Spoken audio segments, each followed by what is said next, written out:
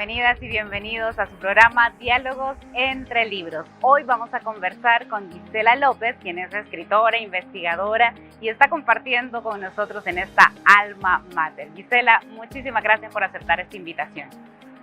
Pues es un gusto poder compartir, ¿verdad?, sobre las actividades del Congreso y la participación de cada país. Gisela, queremos conocerla un poco más como escritora, como parte de este istmo centroamericano. ¿De dónde viene? ¿Cuáles son sus raíces? Bueno, yo soy guatemalteca y he desarrollado mi trabajo en el ámbito académico principalmente, como investigadora y como docente. ¿De qué área es? Soy comunicóloga. ¡Ah, qué bien, colega! Sí. Realicé mis estudios en la UNAM, en México, y luego pues ya mi especialización en estudios de género y un doctorado en estudios de género y feminismo en la Universidad Internacional de Andalucía, en España. ¿Cuáles son los primeros escritos que realiza? Bueno, yo empecé porque aparte de lo académico también soy escritora, entonces mi primer libro lo publiqué en 1976 cuando yo tenía 16 años. ¡Wow! Bastante joven inició. ¿Ya sabía que quería ser escritora? Sí, desde niña yo empecé a escribir como a los 9 años. Y como a los 12 años estaba convencida de que quería ser escritora.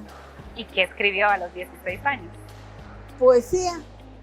Siempre he escrito poesía y cuento.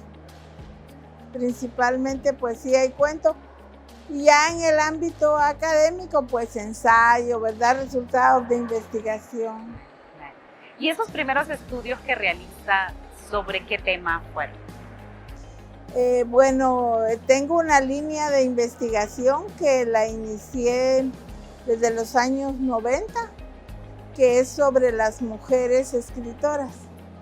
Entonces, pues realizo tanto la búsqueda por conocer cuál ha sido la vida de estas escritoras, sus aportes, como también promover a las escritoras contemporáneas a través de, he coordinado varias antologías, tanto nacionales como internacionales. ¿Y qué tanto podemos decir que escribimos las mujeres? Porque no se conoce mucho lo que desarrollamos nosotras. Pues realmente sí es cierto que hay poca difusión. Hay poca difusión y yo creo que ese es uno de los problemas de investigación, ¿verdad? ¿Dónde están las mujeres? ¿Qué estamos haciendo? Sin embargo, ya a finales del siglo XX, con el desarrollo de los estudios de género y desde el feminismo, se ha puesto como ese énfasis por conocer esa producción. En este caso, el hallazgo, ¿verdad?, es que pues comparten sus propias experiencias de vida, pero también sus preocupaciones por el papel que juegan o hemos jugado las mujeres en el mundo. La defensa de la igualdad creo que es uno de los... Ha tocado desde siempre, ¿no? Clave, sí, es clave. Desde el siglo XIX están las mujeres diciendo, pero si somos tan capaces como los hombres. Entonces creo que realmente es un mensaje, ¿verdad?, que damos al mundo de que existimos, de que estamos presentes y de que aportamos a la sociedad. Claro, no nos quedamos solo en esta parte de los cuidados, de casa, sino que hemos aportado a lo largo de la historia en todas las áreas. Muchas de esas ideas, de las innovaciones, sin embargo, hay ahí una tela, ¿no? Un sesgo, sí. Y yo creo que es muy importante ver los escritos de las mujeres porque también han contribuido no solo a decir lo difícil, lo duro de la vida por todas esas desigualdades, sino que también han aportado nuevos imaginarios de cómo queremos ser las mujeres, de qué mundo queremos construir. Así Porque es. no es el tema de hagan, sino hagamos. Exacto. Y esos son los espacios que nosotros estamos luchando desde hace muchísimo tiempo.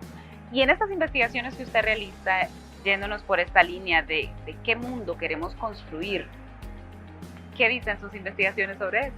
Bueno, recientemente uno de los estudios que hicimos fue sobre escritoras del siglo XIX.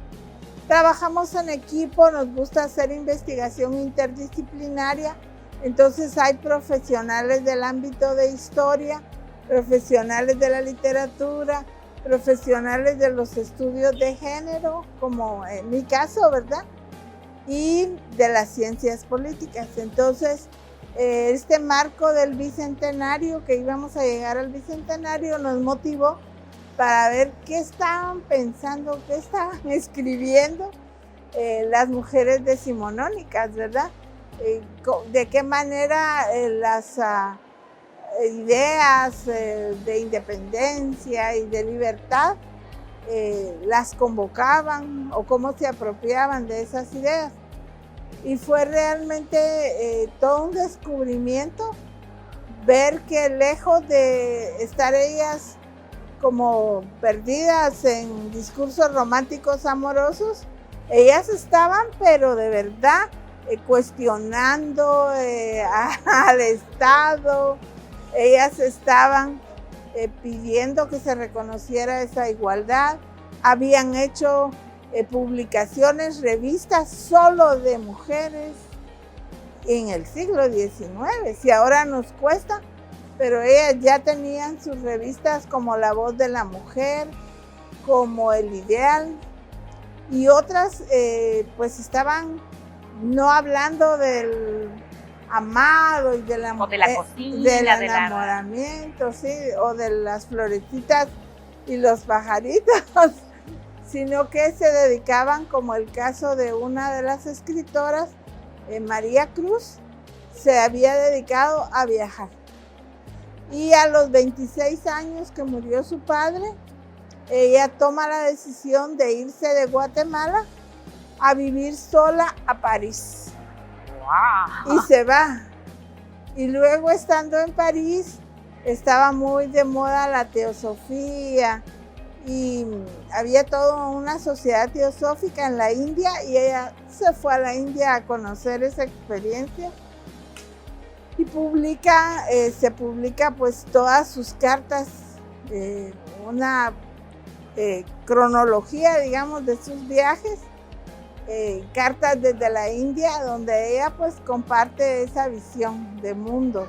¡Wow! ¡Qué enriquecedor! Sí. ¿No? Todo lo que se conoce cuando se viaja y va. ¿Cuándo fuimos a la India?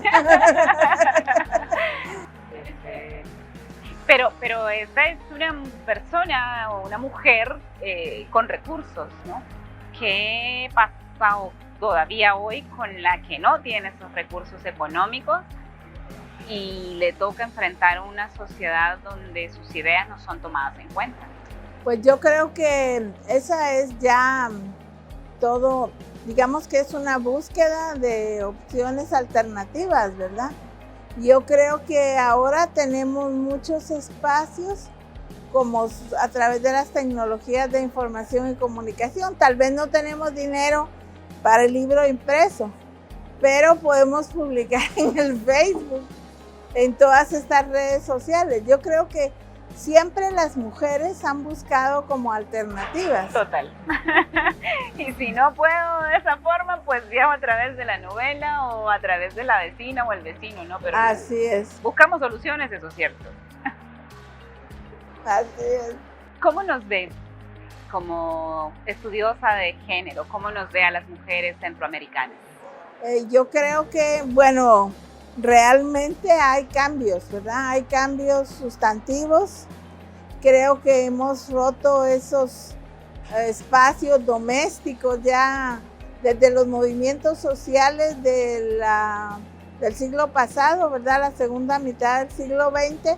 que las mujeres empiezan a participar en las universidades, empiezan a participar en los movimientos sociales, ya hacen una transformación, una ruptura con un estereotipo. Y creo que esa ruptura pues también da lugar a que imaginen otros mundos, imaginemos otros mundos y pues nos apropiemos de nuestra voz, de nuestra palabra y reflexionemos sobre lo que está pasando en la vida real, ¿verdad? Una actitud como muy crítica veo yo que tenemos y yo veo que las mujeres pues cada vez más empoderadas y con esa capacidad de acción, de no quedarse a ver qué pasa, sino que hagamos el mundo como queremos. Claro, claro, lo estamos viendo en todos los ámbitos, ¿no? En política estamos viendo que las mujeres están tomando fuerza, ganando espacios. Ustedes acá en Honduras.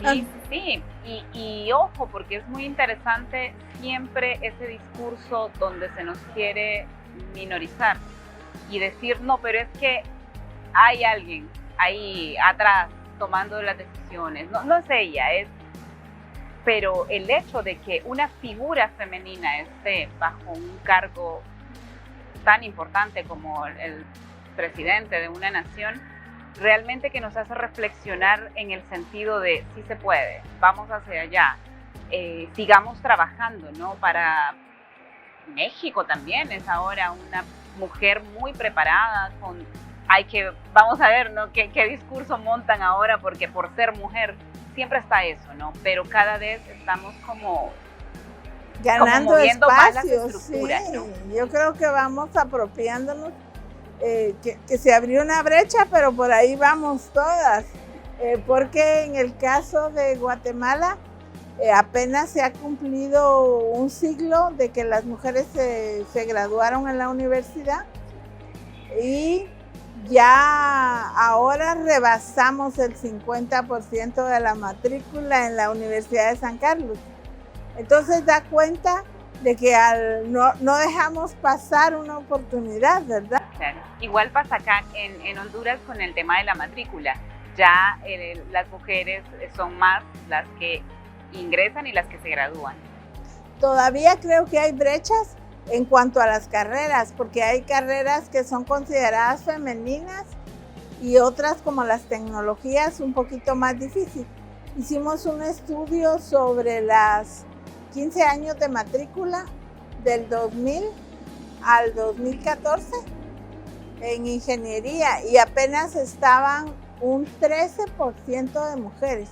Entonces tenemos logros, pero también tenemos retos. Y la tecnología ahora es la que mueve el mundo, entonces tenemos que estar ahí.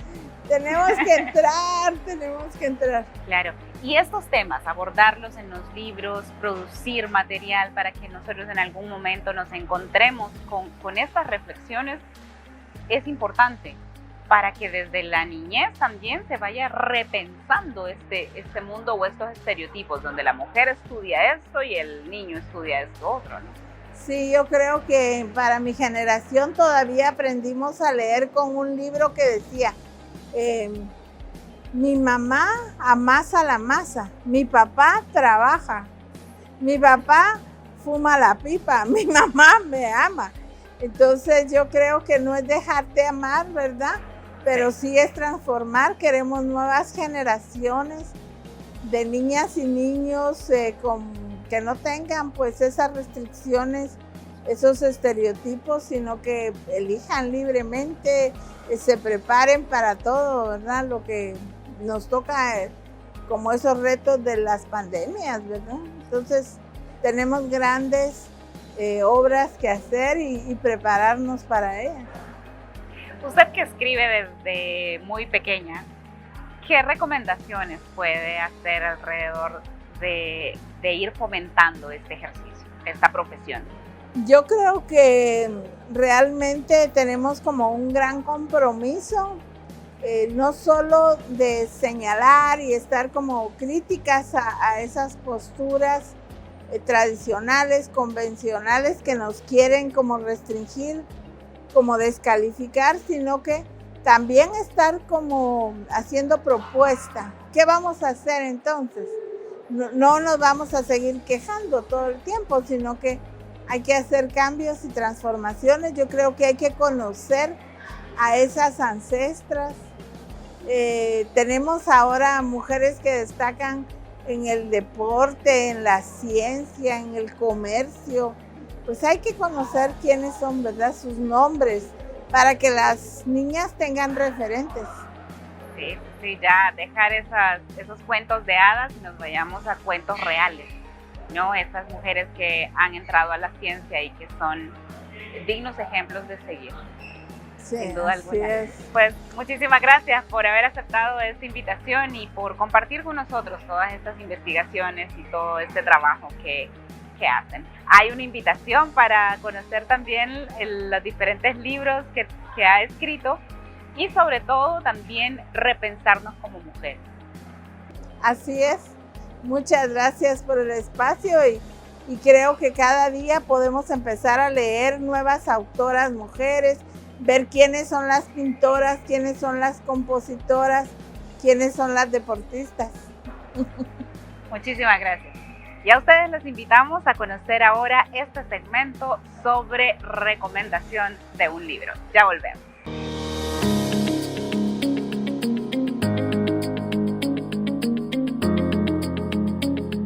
Buenos días, yo soy Sharon Flores, estudiante de la carrera de Derecho. El libro que les voy a recomendar es Paula, de Isabel Allende. En él nos narra cómo Paula, la hija de Isabel Allende, queda en coma luego de una enfermedad y cómo Isabel Allende le va contando poco a poco las historias de su vida para que el día que Paula se despierte sepa de dónde vino y sepa su historia.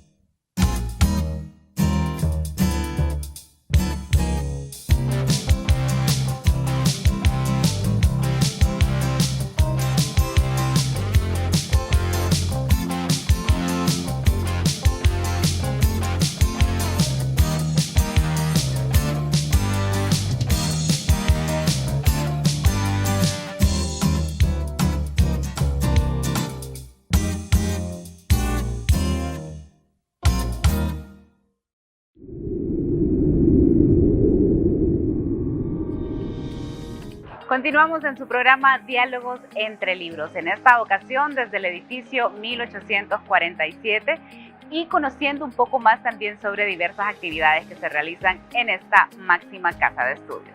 Veamos. El investigador y escritor originario de El Salvador, Ricardo Castellón, presentó su obra titulada Secretos de Familia, libro que surge de una investigación exhaustiva sobre las familias, sus personajes destacados y sus raíces en el momento de la historia donde se produce una mezcla entre razas y clases. El árbol familiar centroamericano es un hermoso árbol al que, sin embargo, si se sacuden las ramas, caen de ahí los más variados personajes, incluidos curas, indígenas, españoles, mestizos, africanos. Creo que es momento para los centroamericanos repasar ese pasado familiar. Y de ahí el nombre del libro, Secretos de Familia. Hay mucho de nuestro pasado familiar que todavía permanece oculto, que es necesario desvelar para conocerlo y que en algún momento ha constituido incluso mitos, ha construido mitos, se ha constituido en mitos. En el libro se habla sobre el mito que en El Salvador no hay personas afrodescendientes, esclareciendo este y otras creencias falsas. Se dice todavía equivocadamente que en El Salvador no hay negros, entre comillas, ¿verdad? Lo cual no es cierto. Este libro explica, por ejemplo, cómo esa desaparición de los individuos de ascendencia africana no fue más que la fusión en los pobladores del actual territorio, y que nuestra sangre reúne esa diversidad de la que hablábamos al principio. Como esos temas también son abordados algunos otros que tienen que ver con migraciones, que tienen que ver con en la intención de mejorar socialmente a través de los matrimonios, que tienen que ver con el esfuerzo de los individuos en la región para sobrevivir a como diera lugar, recurriendo incluso a mecanismos biológicos para asegurar la vida de la descendencia. La museóloga Magali de Castellón participó en el proceso de investigación y explica el desarrollo de este trabajo que les llevó a las fuentes primarias. Con los libros de Ricardo Castellón significa un trabajo de archivo sumamente arduo y ha sido un trabajo de archivo por más de 20 años aproximadamente. Entonces creo que la riqueza de las publicaciones de Ricardo Castellón tienen que ver específicamente en esos trabajos de archivos y la búsqueda de fuentes primarias. Específicamente, ¿a qué me refiero? Bueno, a la visita de archivos como el Archivo General de Centroamérica, el Archivo Arquidiocesano de Guatemala, el Archivo de Indias en Sevilla, el Archivo de Sonsonate, el Archivo en Quito, en Ecuador, entre otros archivos que hemos visitado. Secretos de Familia resultó un escrito de mucho interés para quienes se dedican a la historia y desean conocer las fuentes a las que se pueden acceder para reforzar sus trabajos de investigación. Y esto es todo por hoy en su programa Diálogos entre Libros, no sin antes invitarles a conocer la librería universitaria, disfrutar de todo lo que ahí se tiene, que no solamente son libros sobre las diversas literaturas, sino que además esos libros de texto que tanto nos sirven para nuestras asignaturas. Y por supuesto, un buen café y un buen postre. Hasta la próxima, les esperamos en la próxima emisión de Diálogos entre Libros.